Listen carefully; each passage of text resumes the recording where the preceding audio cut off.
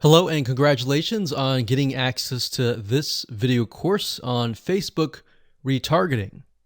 Okay, so this is video number 1, which is the introduction and getting started. So before we get started, I want to give you a quick overview of what's inside this video course so you know exactly what to expect. So obviously this is video number 1. Video number 2 is going to be a visual map of Facebook retargeting. And what that includes is I'm going to show you how Facebook retargeting works. And a lot of times people jump straight into showing you how to set things up. But unless you really understand how everything fits together, what connects to what, and all of that, it's really going to become confusing. Because if you set things up like an email opt-in retargeting campaign or a blog post campaign, or a purchase retargeting campaign, every one of those is different. So once I show you the basics via a visual map, that's when we show you some real life examples in video number 3. Of course, in video number 4, I'm going to talk about the Facebook pixel, what it is, why it's important, and how it's used. And of course, from that point, we'll move to video number 5 and talk about how to add the pixel to your website, whether you're using WordPress, ClickFunnels, Leadpages, or any other landing page builder. Video number 6 will talk about pixel variables and settings, otherwise known as standard events, such as how do you tell Facebook that somebody has landed on your page, somebody has converted into a lead, somebody has added the product to their shopping cart. Maybe you want to find people who have added things to the cart but have not yet purchased so that you can show an ad to them, remind them that they are interested in that purchase, and perhaps give them some sort of discount as well. Video number 7, we're going to talk about custom audiences, which are essentially lists or segments of people that you have targeted. And when you create your Facebook ad, you can then target that specific custom audience and show that specific ad to that audience. And then of course, in video number 8, we'll have some practical application and show you how to create these custom audiences. And of course, last but not least, video number 9, we'll talk about retargeting campaign setup. All right, so let's talk about mindset, because I'm a big believer of having the right mindset before you get started. I want you to realize that you're not going to make a sale. You're not going to get leads right away just by setting up a Facebook retargeting campaign. Converting visitors really does take time. And to be realistic, sometimes 12 to 17 times of touch points, meaning you have to get in front of them 12 to 17 times before they will buy. So I want to make sure that you don't expect an immediate action or an immediate sale. Now, to get started, you're going to need these things. You're going to need to have a Facebook ad account. And in doing so, you'll also need to have a Facebook business account. And you can go to business.facebook.com to get access to a Facebook business account. Now, having a business account is separate from the Facebook ad account. You'll obviously need money for ads, realistically at least $500 or more. This is not free by any means, but it's a great way to test things and find results right away. You'll also need to have an idea of how you are selling your product or service in terms of your website, in terms of your funnel landing page setup, meaning how many pages do you have in your funnel? Do you have 3? Do you have 4? Do you have 5? How many? So you want to have an idea of that before you get started, because it'll start to make sense once I show you around.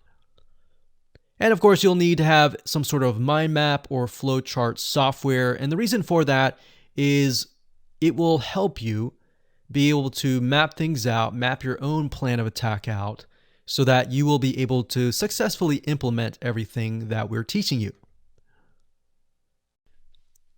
Hello and welcome back. This is video number 2, and in this specific video, we're going to show you a bird's eye view of how Facebook retargeting works.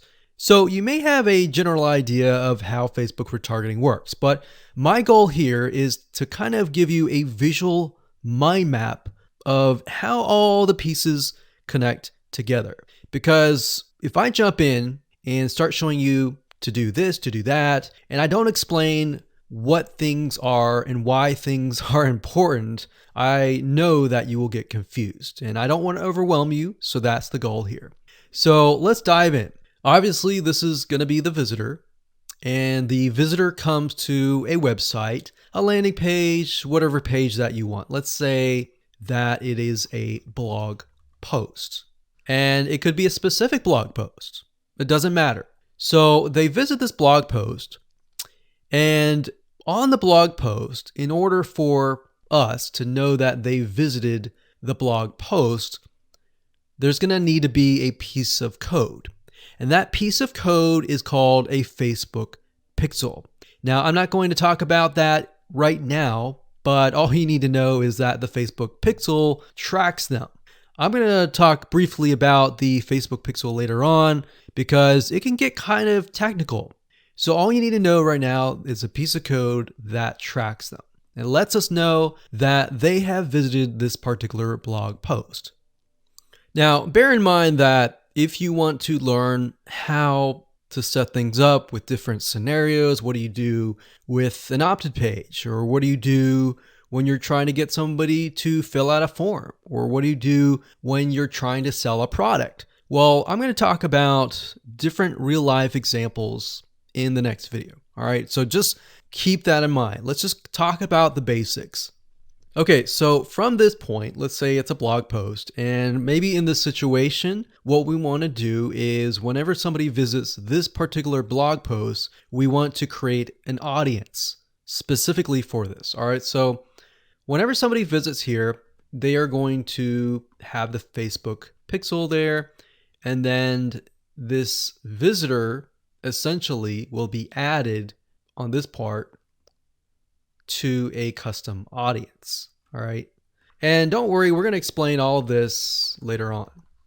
Now, this custom audience is going to allow us to say, okay, anybody who visits this page is now added to this audience here. Now, why do you need an audience?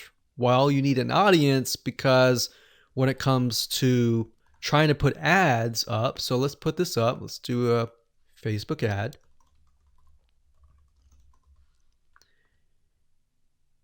We have to find a way to show this ad to this audience. So obviously from the custom audience here in the Facebook ad here, directionally, we are going to show the Facebook ad to anyone who visited this blog post.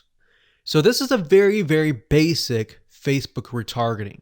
So let me repeat this. Let's do a recap. A visitor comes to the blog post, and this piece of code is just happens to be on this blog post, which will allow us to know, okay, this person visited it and they're segmented into this audience, and therefore we then show them Facebook ads on Facebook to this custom audience. So that is a very, very basic scenario. Now, it can get a little bit more tedious if you add more things like email opt-ins or everything else like that. But I just want to start with the basics. We'll talk about more about real life examples in the next video. Now, what you will need to learn is the Facebook pixel, how to use it, how to set up different things like triggers, different ways to work with variables. And the Facebook pixel is just more than a piece of code. It can track when somebody visits a page. It can track when somebody buys a product. It can track when somebody opts in. So in other words, if you want to know if a conversion happened, then you will need the Facebook pixel again. So the Facebook pixel is essentially a piece of code that is on your whole website, and based upon where they land, where they convert, it is all recorded. So we'll talk more about that later on, but let's move on to the next video, and I'm going to give you some real life examples and real life scenarios. We're going to show you different mind maps for different scenarios so that you have an idea of kind of how things work. Welcome back. This is video number 3, and as promised, I am going to give you some real live examples of different scenarios so that whether you're trying to build a list or whether you're trying to sell a product or whether you're trying to just brand yourself, different scenarios call for different setups and different types of campaigns. So we talked about the blog post earlier, and that's fairly simple. But let's say, for example, that you want to build a list. How do you set things up? All right. What if they don't opt into the list? How are you going to retarget them to get them to sign up for the list? So what you really have to do is you have to get an idea of what you want to achieve. What action do you want? Do you want an email? Do you want a sale? Do you just want to brand yourself and expose people to your awesome content? And there are other different scenarios as well. How do you get somebody to fill out a form? So how about we cover those right now? So let's do opt-in list.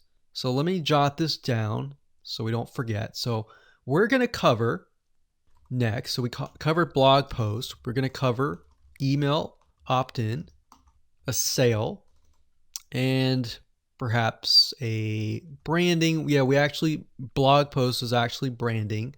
So branding.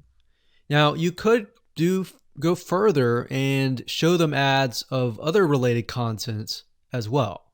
You could do that. But the goal here is to try to keep things simple. All right. We don't want to get too complex because, believe it or not, Facebook ads can get very, very complex. Funnels can grow and be extensive as possible, but let's keep the things simple. So we got a sale. Let's do perhaps a form. So you have to think, what is the intention or the goal? So the goal with an email opt-in is to get an email address. The goal of a sale is to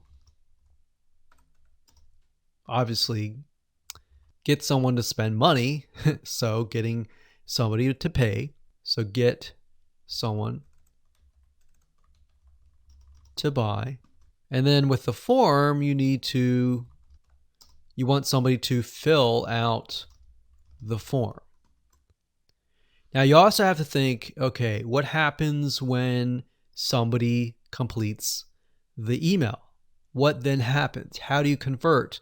And how do you track that conversion so you don't show a Facebook ad to somebody who has bought, right?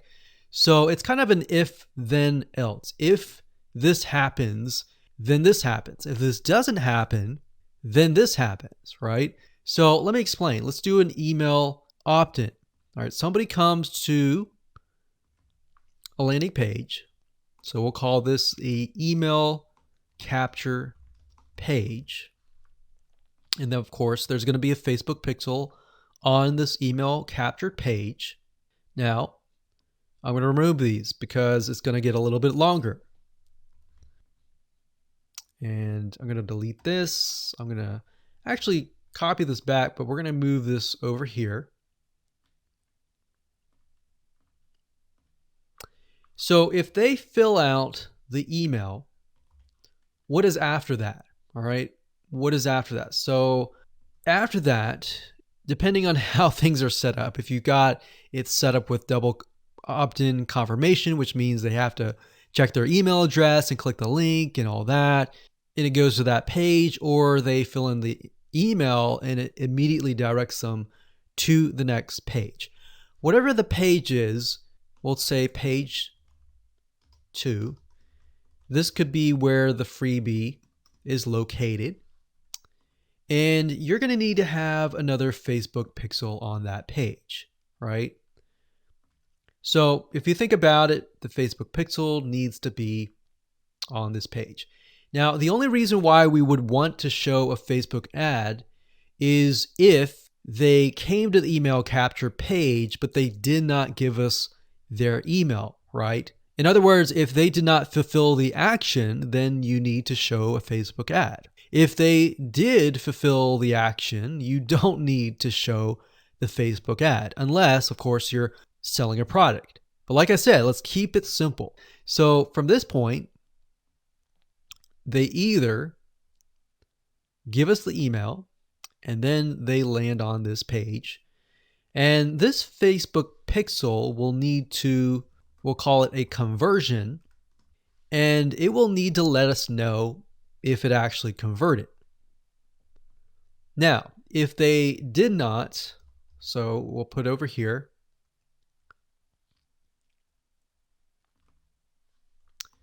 did not give email. So this is if they gave us the email. If they did not give us the email, and that's why I put an arrow here. So these are scenario 1. So we could actually name this. Let's name this scenario 1.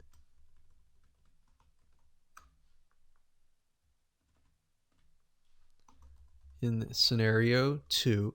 And obviously scenario 2 doesn't have a page or anything. It's just merely they exited this specific page. If that's the case, we want to retarget them, right? So we are going to say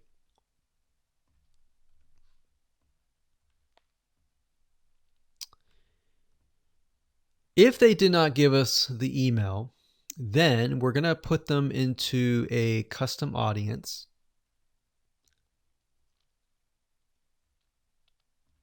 So in certain respects, what it's going to do is if somebody visited this page, but they did not visit this page, then we put them in a custom audience.